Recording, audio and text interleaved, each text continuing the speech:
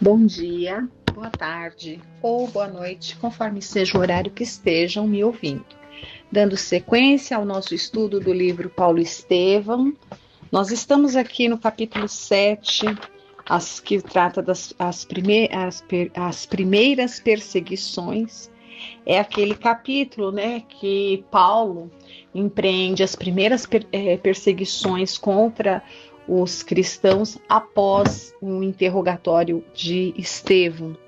Gamaliel pede em favor de Estevão, porque, segundo Paulo, ele já gostaria que Estevão fosse apedrejado de imediato.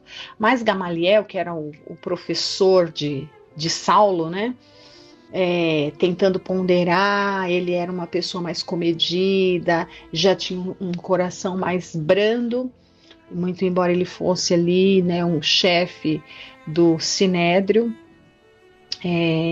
ele pede para que não, né, ele pede para que Estevão fosse recolhido ao cárcere e que maiores investigações, que fosse investigado tudo com mais clareza, mais calma, para não se precipitar, né, para que não corresse o risco de tomar uma medida errada.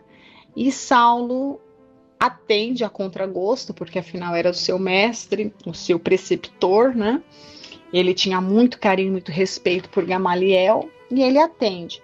Só que, quando ele decide fazer essas investigações maiores, ele vai totalmente parcial, para tentar, de qualquer forma, incriminar todo e qualquer cristão que ele visse pela frente. Então, ele estava determinado, ele estava querendo perseguir mesmo, ele não estava querendo investigar imparcialmente, ele estava querendo usar do poder que ele tinha para perseguir aqueles que não pensassem como ele, né?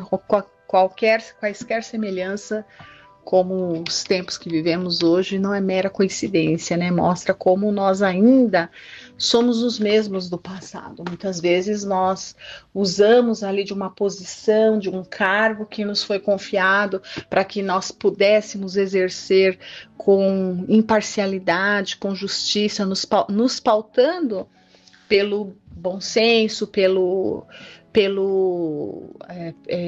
sentimento de amor ao próximo, né? Que fazer ao próximo como a si mesmo, mas muitas vezes nós nos aproveitamos ali de um cargo, de uma condição, de um privilégio para perseguir aqueles que pensam diferente de nós. Então, isso já nos dá uma pista de quanto ainda estamos atrasados, né? Então, Saulo estava fazendo isso, ele estava usando do seu poder, da sua influência, do seu conhecimento, do seu cargo para poder perseguir aqueles, né? Nesse contratempo, nesse meio tempo, Gamaliel, que como falamos aqui, que era o preceptor, o professor, o instrutor, como se fosse assim, um guru de Saulo, alguém a quem ele tinha muito respeito e admiração, já era um espírito preparado, não é? Nós já sabemos que Gamaliel já era, embora ele estivesse ali no seio do farisaísmo, ele já era um espírito que trazia em si, ele já trazia aqueles impulsos, né, de justiça, de amor e de caridade. E quando ele ouve ali, ele já tinha ouvido falar dos homens do caminho, ele também fica impressionado com a defesa ali de Estevão, né? Saulo estava muito bravo porque nós já lemos tudo isso nos capítulos passados. Durante a defesa que Estevão fazia ali no Sinédrio, dois fariseus ricos ali da sociedade, só de ouvir a autodefesa de Estevão, se sentiram tão tocados em seus corações que eles pegaram sua herança, entregaram a parte que era dos seus filhos, o excedente eles doaram tudo ali para os homens do caminho e se converteram ao cristianismo, só de ouvir Estevão. Então, Gamaliel fica tão impressionado com algumas coisas que ele resolve ir lá ver e conhecer os trabalhos que eram desenvolvidos na Casa do Caminho, para ele saber se era realmente algo que de fato merecesse tanta importância como Saulo dava. E ele vai, e ele está lá, e nós estamos bem nessa parte, né? Que Gamaliel vai visitar aos trabalhos, as obras assistenciais na casa de Simão Pedro, ali a Casa do Caminho, e lá ele vê todo o trabalho de amor e caridade totalmente desinteressado, sem receber nada em troca, um trabalho de acolhimento daqueles mais esquecidos, né? Um trabalho de acolhimento, de alimentar a quem tem fome, de beber a quem tem sede, de confortar os enlutados, de confortar os sofridos de toda sorte, de amparar os doentes. Ele via o carinho, a dedicação e o desprendimento daqueles homens simples fazendo pelo seu semelhante. E ele fica muito impressionado de ver tudo aquilo, e ele fala, mas que perigo que pode haver aqui? E mais impressionado ele fica, e foi aqui que nós paramos, quando ele estava fazendo essa excursão por ali, andando e olhando tudo, eis que ele ouve um chamado, alguém chama-o pelo nome, Gamaliel, e ele olha e reconhece que era um antigo amigo, um conhecido, um judeu, um homem rico de posses, e estava ali como um assistido numa situação deprimente. E ele conta a sua história para Gamaliel. Ele de fato era um homem bem-sucedido, né, ali na sociedade judaica. Ele era um homem rico, tinha bem posicionado, fariseu. Eis que ele adoece, ele fica com lepra. E qual é a situação que acontece? A família o despreza, o abandona, o larga, ele fica totalmente abandonado, desprezado, esquecido por todos, perde tudo, perde todos os seus direitos ali, perde todos os seus bens, jogado, né, como um trapo, e ele é acolhido. As únicas pessoas ali que olham para ele e estendem a mão são ali os homens do caminho, onde ele é acolhido na casa de Simão Pedro e recebe ali todos os cuidados para que não morresse a míngua na rua. E ele reconhece Gamaliel e conta-lhe a sua história. E Gamaliel fica profundamente tocado, impressionado, e mais ainda, nós paramos num ponto da conversa que Gamaliel vai ficar reflexivo, porque esse confrade, esse amigo, ele diz para ele o seguinte: se eu estivesse, porque Gamaliel diz para ele, mas como, né? Como achar que aquele Jesus desconhecido seria um Messias? Que eles estão fazendo um bem aqui é uma coisa, mas daí achar que Jesus é o Messias é uma coisa a uma distância muito grande. Ele não faz como Saulo de acusar e dizer que é uma blasfêmia e querer perseguir porque o homem reconhece Jesus como Messias. Ele não faz isso, mas ele também acha que é demais, né? Achar que Jesus é o Messias. Mesmo Gamaliel era um fariseu, um judeu ali tradicional, né?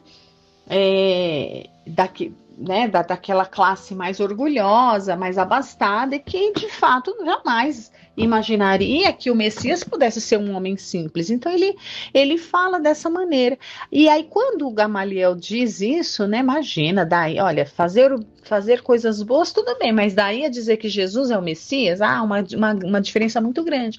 Então, nesse momento, esse amigo faz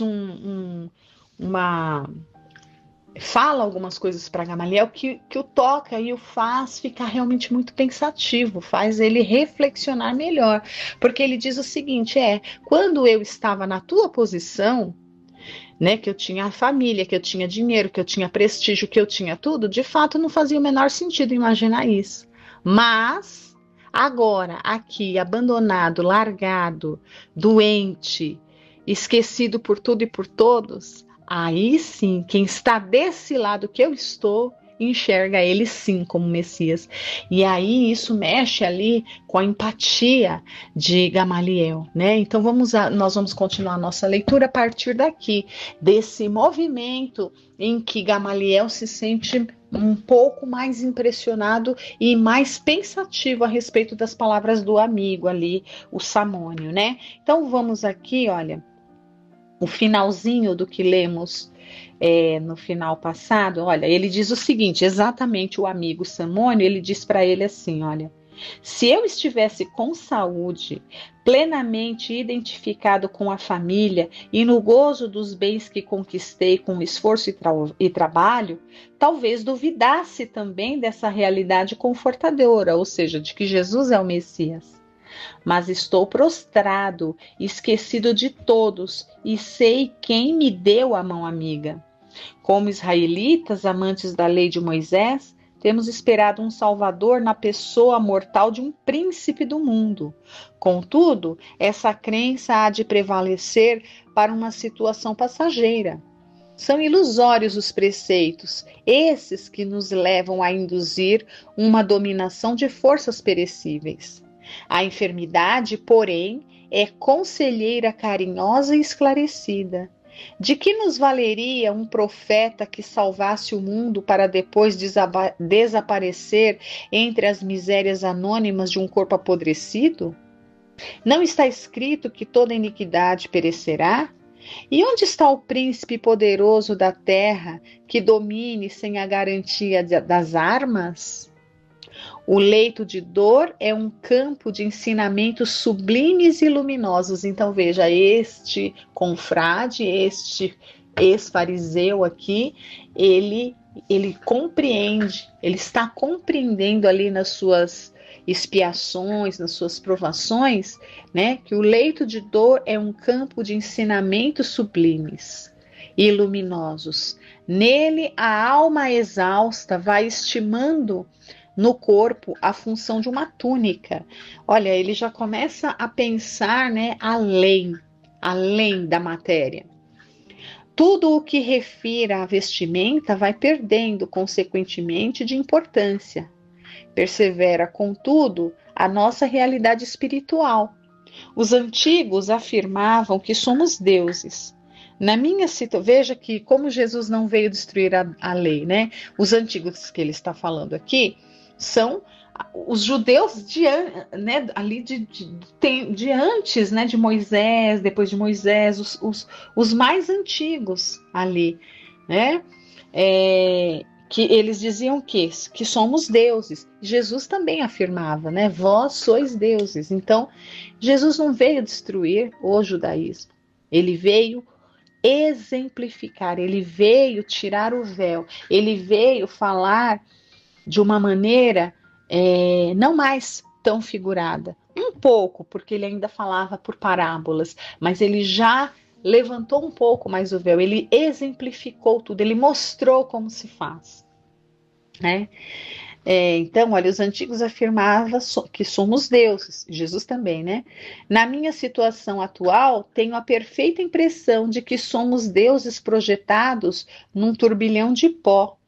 Apesar das chagas pustulentas que me segregam das afeições mais queridas, penso, quero e amo. Então, né, mesmo ele naquela situação que a doença o deixava, um trapo humano todo purulento, todo com feridas ali que consumiam seu corpo, né, em vida, ele ainda assim, apesar daquela aparência repugnante até, olha, penso, quero e amo. Ele não deixava de sentir o que ele sentia pelos seus entes queridos, né? Na câmara escura do sofrimento, encontrei o Senhor Jesus para compreendê-lo melhor. Hoje creio que seu poder dominará as nações, porque é a força do amor triunfando da própria morte. Então veja como ele foi ali realmente tocado e compreendeu através da dor as grandezas, as luminosidades dos ensinamentos de Jesus. A voz daquele homem, marcado de feridas roxas no seu grave entorno, parecia o clarim da verdade saindo de um montão de pó. Pedro verificava satisfeito o progresso moral daquele mendigo anônimo, para avaliar intimamente a força regeneradora do Evangelho. Gamaliel, por sua vez, aturdia-se com o profundo sentido daqueles conceitos. Então, mexeu com Gamaliel, né? A pregação do Cristo nos lábios de um doente desamparado tinha um cunho de beleza misteriosa e singular. Samônio falara no tom de quem tiver experiências diretas de um encontro real com o profeta Nazareno. Buscando afastar qualquer possibilidade de controvérsia religiosa, o generoso rabino sorriu e acrescentou: reconheço que falas com muita sabedoria.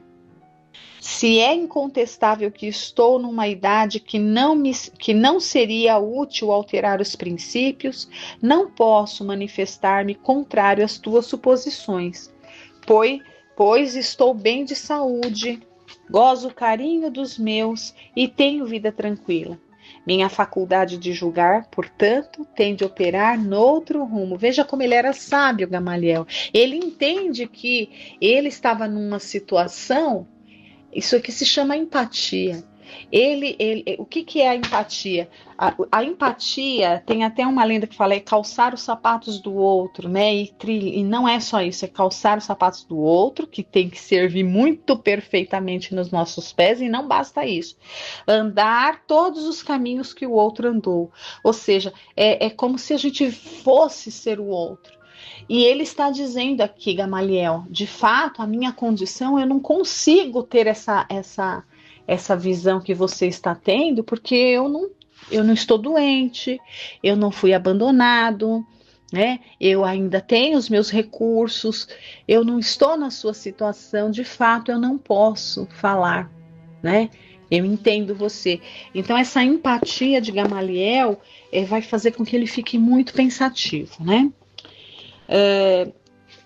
E o amigo diz para ele, olha, sim, é justo, retrucou Samônio, inspirado. Olha, quando a gente vê Emmanuel colocar essa palavra aqui, inspirado, vamos pensar aqui, médiums, tá? Todas essas pessoas estavam sendo usadas ali pela espiritualidade nesse contexto. Elas estavam inspiradas, muitas mediunizadas. Essa palavra acompanhou muito Estevão, quando dizia que ele falava inspiradamente. Ele era um grande médium, um médium do próprio Jesus.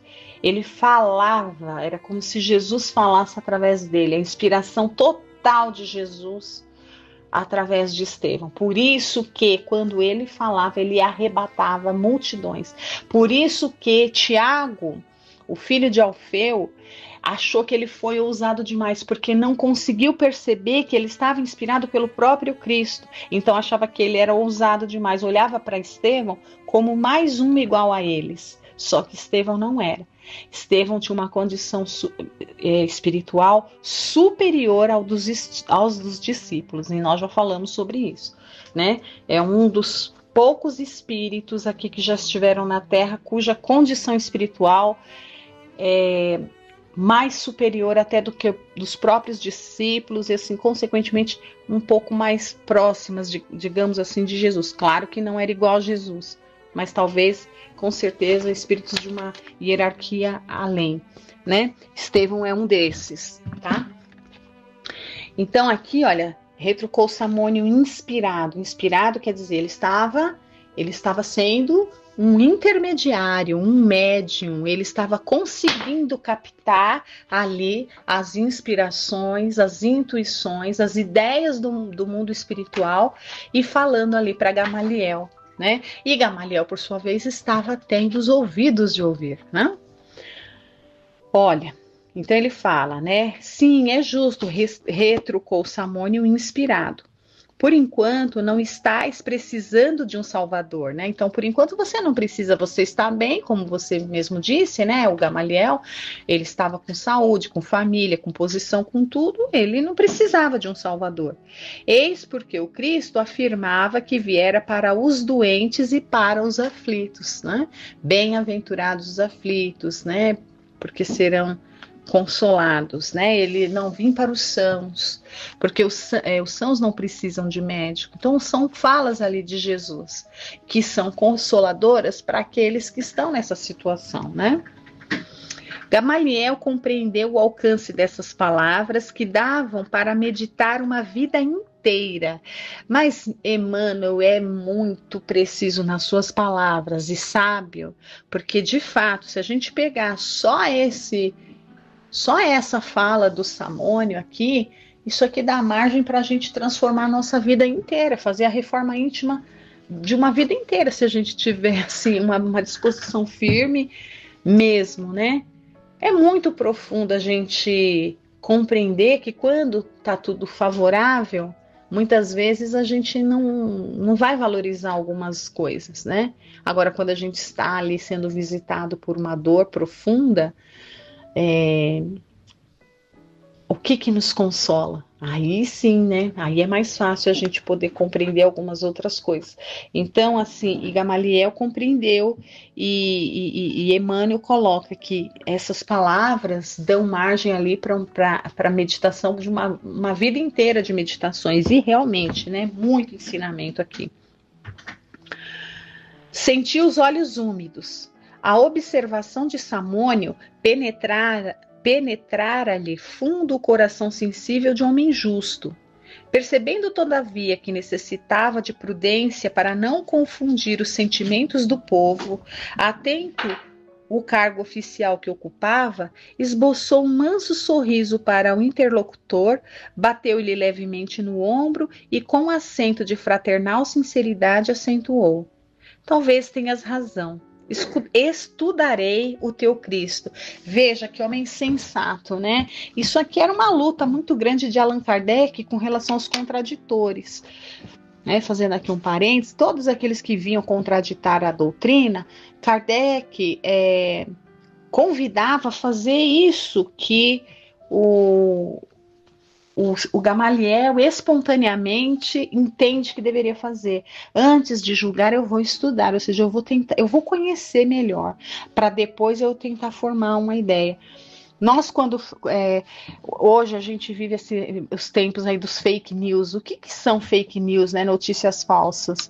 Nada mais são do que juízos de valor pré-concebidos. Então a gente tem ou não tem, simpatiza ou não simpatiza com tal coisa, e quando a gente, ou com tal coisa, tal pessoa, tal ideia, enfim, né? Nós já temos o nosso juízo pré-concebido a respeito daquilo, e aí o que nós fazemos? Emitimos a nossa opinião com base nisso, com a nossa opinião, com o que a gente acha que é, e esse nosso achar tem a ver com se simpatizamos ou não. Se nós simpatizamos, a gente vai dar eu acho que sim, muito raso, porque eu simpatizo, mas não conheço a fundo, mas não vou criticar, vou apoiar, né? E se eu falo, acho que não, e já começo a criticar e a combater, é porque eu não simpatizo com aquilo, mas também não conheço e já começo. Então são assim que surgem essas notícias precipitadas e mentirosas.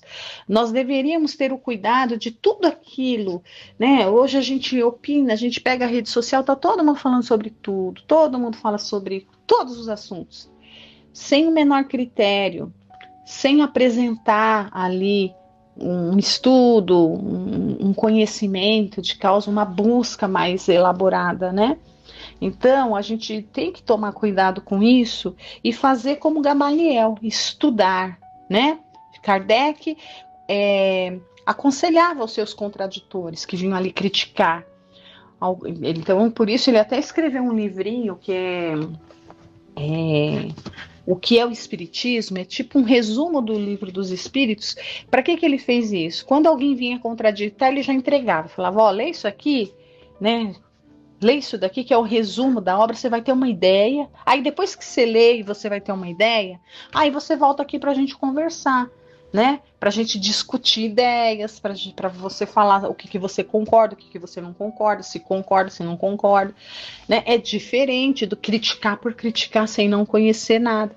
Então foi isso que Gamaliel fez aqui, olha, estudarei o teu Cristo. Estudarei. Kardec também nos convida, espíritas, amai-vos, eis o primeiro ensinamento, o primeiro mandamento, instruí-vos, eis o segundo, temos que estudar. Quantos de nós, né, que estamos na doutrina, nos intitulamos como espíritas, mas nunca lemos os livros da codificação?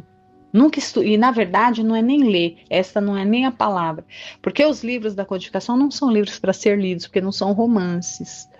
Veja, estamos com um romance que é um romance e nós estamos estudando. Imagine um livro de doutrina, né? Então, o livro dos Espíritos, Evangelho segundo o Espiritismo, livro dos Médiuns, a Gênese, Obras Póstumas, Céu e Inferno, esses livros da codificação, Revista Espírita, enfim, essas obras, elas não são para ser lidas. Pega a primeira página e vai até o final. Não são, são livros para ser estudados dia a dia, meditados, interpretados, reflexionados. É isso, né? Então esse é o convite de Kardec, e a gente percebe aqui, olha, que os espíritos que já têm um pouco de lucidez já trazem isso de todos os tempos. Gamaliel era um desses. Ele diz que vai estudar, né, a respeito do Cristo. E lembrando o pouco tempo de que dispunha, recomendou o amigo a Simão, despedindo-se num abraço para acompanhar o apóstolo de Cafarnaum às últimas dependências. Antes de se retirar, o sábio rabino felicitou os companheiros de Jesus pela obra que realizavam na cidade e, compreendendo a delicadeza de sua missão num ambiente por vezes tão hostil, aconselhou a Pedro não esquecer, na Igreja do Caminho, todas as práticas exteriores do judaísmo. Eles eram judeus, né? E eles tinham aqueles rituais. Então ele dá essa orientação, olha, não esquece, faz os rituais judaicos, já que vocês são judeus, para evitar perseguições, porque ele realmente não queria que eles fossem perseguidos, ainda mais vendo todo o trabalho, né? Então ele estava dando esse conselho, digamos assim. Seria justo, ao meu ver, que se cuidasse da circuncisão de todos os que lhe batessem à porta, que era e é até hoje um costume entre os judeus, né, a circuncisão, para que evitassem as viandas impuras, que não olvidassem o templo e seus princípios. Gamaliel sabia que os galileus não seriam isentos de perseguição, ainda mais tratando-se de uma organização iniciada por alguém que fora condenado à morte pelo Sinédrio. Com aqueles conselhos, visava aparar os golpes da violência que cedo ou tarde haveriam de chegar. Então, veja, ele sabia que eles seriam perseguidos, mas ele estava vendo que o trabalho era tão maravilhoso, ele dá aquele conselho para que minimizasse as perseguições, para que não desse margem a perseguições tão severas, né? Foi a forma como ele encontrou. Pedro, João e Tiago agradeceram sensibilizados a carinhosa admoestação, e o velho doutor regressou ao lar fundamente impressionado com as lições do dia, levando consigo os apontamentos de Mateus. Ele leva uma cópia do Evangelho, né? Que se pôs a ler imediatamente. Ele disse que ia estudar e, de fato, começou a estudar ali o Evangelho, os escritos, né, de Mateus. Mais 2 dias decorreram e as perseguições, capitaneadas por Saulo de Tarso, começaram a sacudir Jerusalém em todos os setores de suas atividades religiosas. Oséias, Marcos e Samuel Natan foram presos. Quem são esses? Foram aqueles dois dois judeus, que ouvindo a pregação não, a autodefesa de Estevão, se sentiram tão tocados com as palavras que se converteram ao cristianismo ali, né? Eram 2 fariseus, 2 judeus da sociedade, que só de ouvir a defesa de Estevão se converteram ao judaísmo. Então, o que Saulo faz? Quando ele ficou sabendo, ele ficou muito bravo e ele mandou prender os 2. Olha, Oséias, Marcos e Samuel Natan foram presos sem nota de culpa, a fim de responderem a rigoroso inquérito. Os cooperadores do movimento organizaram longas nominatas dos israelitas mais destacados que frequentavam as reuniões da Igreja do Caminho. O moço de Tarso determinara que se abrisse inquérito geral. Entretanto, como desejava dar uma demonstração de desassombro aos adversários, julgou que deveria iniciar as prisões de maior importância depois do encarceramento de Oséias e Samuel, no reduto mesmo dos galileus obscuros que haviam ousado afrontar a sua autoridade. E nós vamos parando por aqui, né? Então Saulo toma essas decisões e ele pretende, na verdade, mandar prender, inclusive, Simão Pedro, né? Nós vamos ver esse desdobrar, né, das situações nas próximas semanas. Agradeço a todos por estarem aqui acompanhando essa história. Fiquem com Deus, uma boa semana.